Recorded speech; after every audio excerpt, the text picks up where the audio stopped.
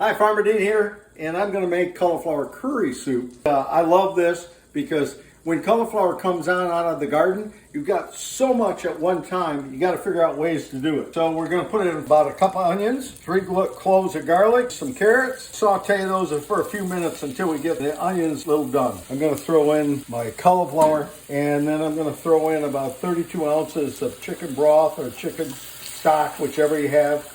Mine's organic. Free-range chicken. I'd highly recommend that that's what you use. Let this cook for about 10-15 minutes. Then we're going to bring it out, put it in the blender, and we'll be done. We do have some aromatics that we're going to put in right at the end. The cauliflower is all done now. I'm going to transfer it to the blender and blend it up, and then we'll put it back in here, and we'll let it cook for a few more minutes.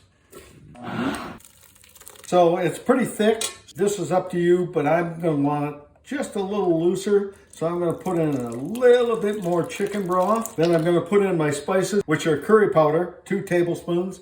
And I'm going to put in some hot sauce.